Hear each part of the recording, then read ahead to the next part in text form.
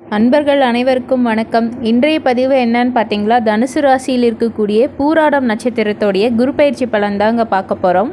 Already பார்த்தீங்கன்னா பூராடம் நட்சத்திரத்தோடைய குணாதிசயங்கள்லாம் நம்ம சேனலில் போஸ்ட் பண்ணியிருக்கேன். மறக்காமல் அதையும் போய் பாருங்கள், உங்களுக்கு ரொம்பவே யூஸ்ஃபுல்லாக இருக்குங்க. அதுக்கு முன்னாடி நம்ம சேனலை சப்ஸ்கிரைப் பண்ணாமல் இருந்தால் கண்டிப்பாக ஒரு சப்ஸ்கிரைப் பண்ணி ஒரு பெரிய ஆதரவு தரும்படி கேட்டுக்கிறேன். பக்கத்தில் இருக்க பெல் ஐக்கானை கிளிக் பண்ணிக்கோங்க. அப்போ தான் நம்ம போடுற பதிவு அடுத்தடுத்து உங்களுக்கு வருங்க. இப்போ நாம் பதிவை பார்த்துடலாம். ஆக்சுவலி தனுசு ராசியில் பார்த்தீங்களா, மூலம் நட்சத்திரத்தில் எப்படி 4 பாதங்களும் தனுசு ராசியிலே இருக்கோ அதே போல் பூராடமும் அப்படிதாங்க. உங்களுடைய 4 பாதங்களுமே தனுசு ராசியில் இடம்பெற்றிருக்கும்.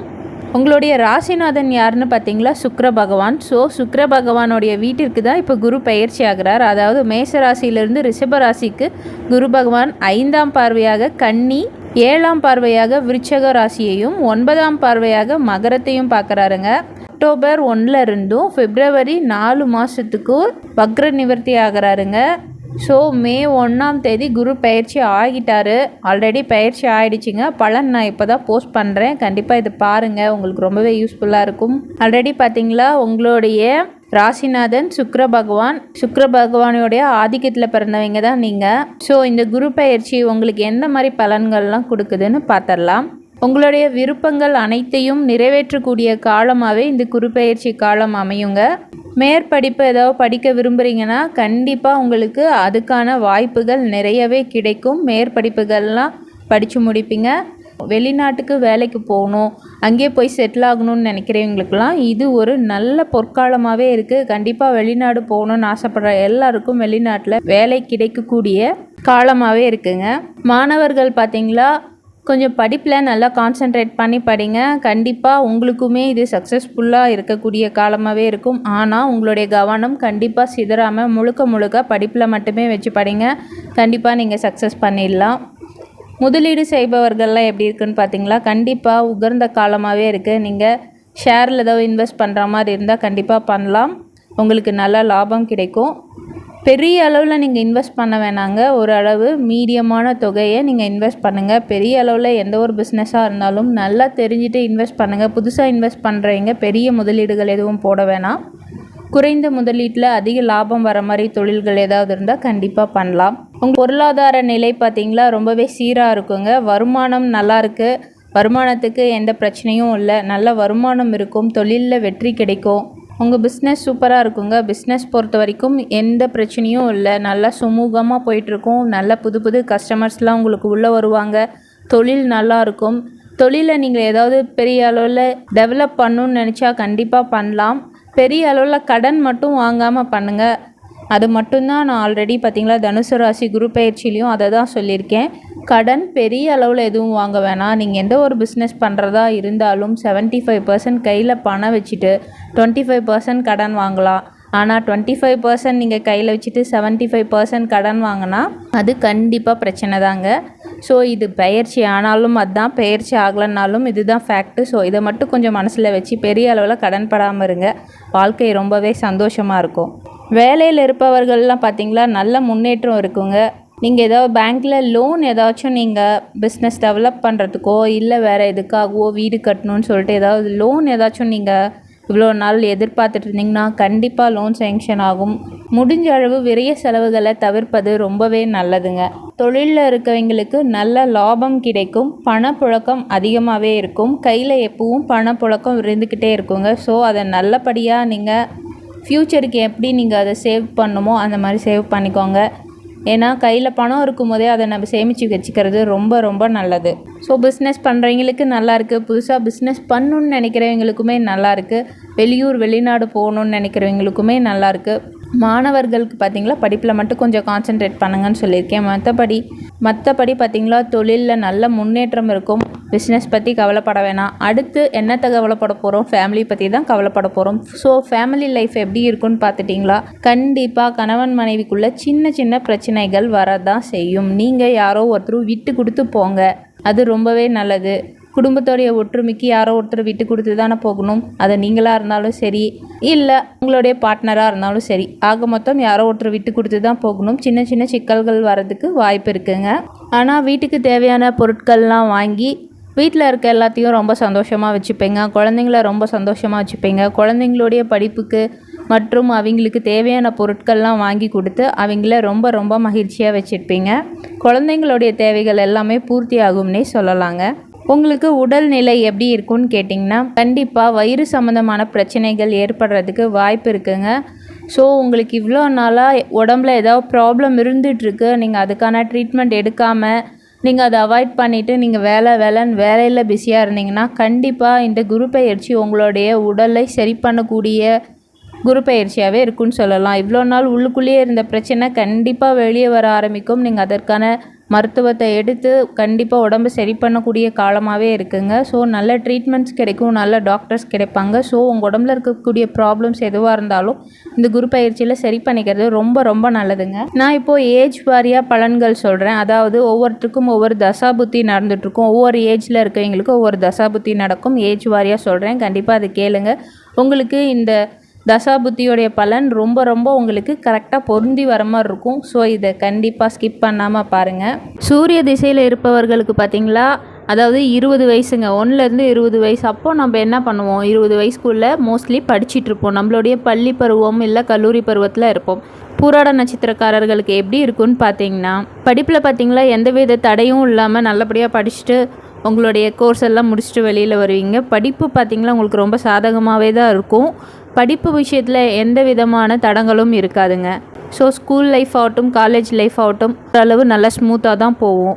20 வயசு வரைக்கும் உங்களுக்கு எந்த பிரச்சனைகளும் இல்லை. அடுத்து பார்த்திங்களா சந்திர திசை 30 வயசு ஆரம்பிச்சிடுங்க. அதாவது சந்திர திசை பார்த்திங்களா 30 வயது வரைக்குமே இருக்குங்க. அப்போ பார்த்திங்களா நீங்கள் ஓரளவு வேலையில் செட்டில் ஆகிடுவீங்க. நீங்கள் படித்து முடிச்சுட்டு வேலை தேடுறதுல கொஞ்சம் சிக்கல்கள் ஏற்படலாம். சீக்கிரம் வேலை கிடைக்காது. உங்களுடைய படிப்புக்கு தேவையான தகுந்த வேலைகள் 30 வயசு வரைக்கும் பெரிய அளவில் உங்களுக்கு கிடைக்காதுன்னு சொல்லலாம்.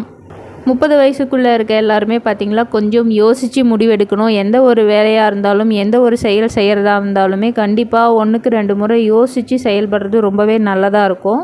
அதே போல் வாகனத்தில் செல்லும்போது கண்டிப்பாக கவனத்தோடு செல்லணுங்க. வாகனம்லாம் வண்டியெல்லாம் ஓட்டுறீங்கங்கும் போது ரொம்ப ஸ்பீடாக போகக்கூடாது, பார்த்து பொறுமையாக போகணும். ஸோ 30 வயசுக்குள்ளே இருக்க எல்லாருக்குமே இது பொருந்தும். ஸோ இதெல்லாம் ஃபாலோ பண்ணுங்கள்.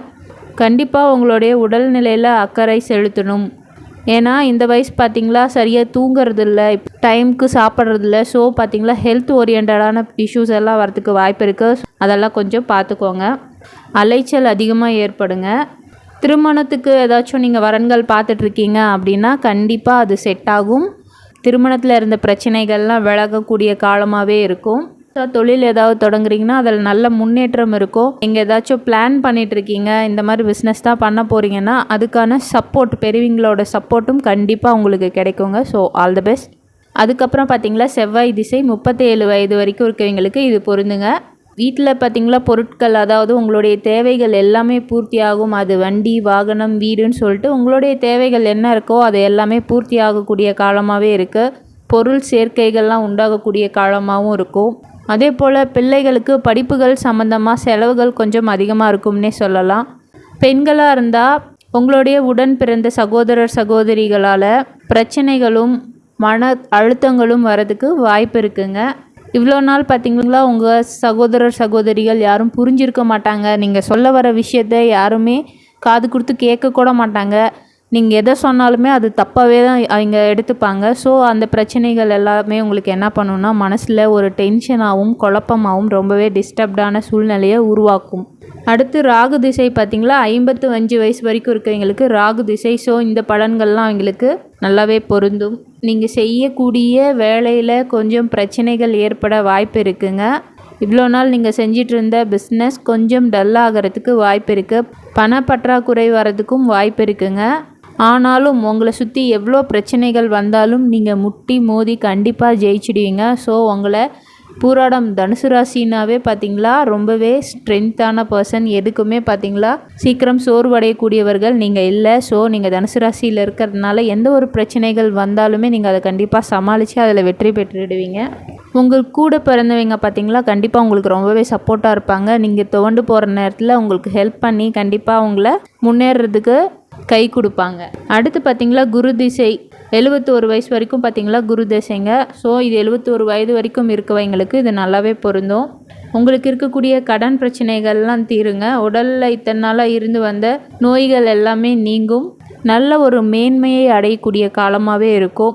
சுப விரயங்கள் ஏற்படும். ஃபேமிலிக்கு தேவையான வண்டி வாகனம் சொத்து சேர்க்கைகள்லாம் உண்டாகும். ஸோ சுப விரயங்கள் அதே போல் பார்த்திங்களா பேர குழந்தைங்களுக்கு இல்லை உங்களுடைய பசங்களுக்கு கல்யாணம் பண்ணி பார்த்து ரொம்ப சந்தோஷப்படுவீங்க. இந்த மாதிரி சுப செலவுகள்லாம் ஏற்படக்கூடிய காலமாகவே இருக்குங்க. அடுத்து பார்த்திங்களா சனி திசை 90 வயசு வரைக்கும் இருக்கவங்களுக்கு சனி திசை. ஸோ பார்த்திங்களா உடல் சார்ந்த தொந்தரவுகள் ஏற்படுறதுக்கு வாய்ப்பு இருக்குது. இந்த வயசில் நீங்கள் கண்டிப்பாக ஆன்மீகம் சம்மந்தமான விஷயங்களை தேட ஆரம்பிங்க.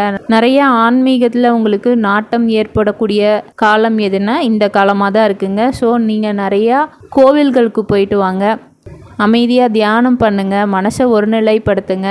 ஸோ கடவுள் சார்ந்த விஷயங்கள் ஆன்மீக சுற்றுலாலாம் போயிட்டு வரக்கூடிய காலமாகவே இருக்குது. பூர்வீக சொத்து சம்மந்தமான முடிவுகள் ஏதாவது எடுக்கணுன்னா கண்டிப்பாக இந்த ஏஜில் நீங்கள் எடுக்கக்கூடிய வயசு தான். கண்டிப்பாக எடுத்து உங்கள் பேர குழந்தைங்களுக்கு உங்கள் குழந்தைங்களுக்கு தேவையான சொத்துக்கள் பிரிக்கிறது, அவங்களுக்கு தேவையான பங்குகள் எல்லாம் கொடுக்கறது எல்லாமே இந்த குரு பயிற்சியில் பண்ணுறது ரொம்பவே நல்லதாக இருக்குங்க.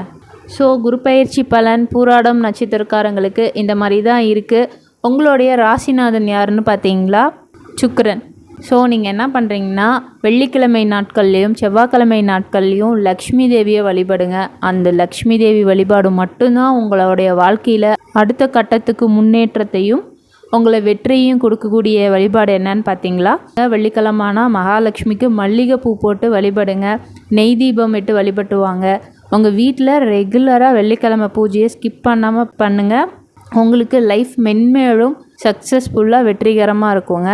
இந்த பதிவு கண்டிப்பாக உங்களுக்கு பயனுள்ளதாக இருந்திருக்கும்னு நினைக்கிறேன். பிடிச்சிருந்தா ஒரு லைக் பண்ணிக்கோங்க. உங்கள் ஃப்ரெண்ட்ஸ் அண்ட் ரிலேஷன் யாராச்சும் தனுசு ராசியில் பூராட நட்சத்திரத்தில் இருந்தால் கண்டிப்பாக அவங்களுக்கும் இதை ஷேர் பண்ணுங்கள். நம்ம சேனலில் சப்ஸ்கிரைப் பண்ணாமல் பார்த்துட்டு இருந்தால் கண்டிப்பாக ஒரு சப்ஸ்கிரைப் பண்ணிக்கோங்க. அப்படியே பக்கத்தில் இருக்க பெல் ஐக்கானை கிளிக் பண்ணிக்கோங்க. அப்போ தான் நம்ம போடுற பதிவு அடுத்தடுத்து உங்களுக்கு வருங்க. மீண்டும் இன்னொரு பதிவில் சந்திக்கிறேன். நன்றி, வணக்கம்.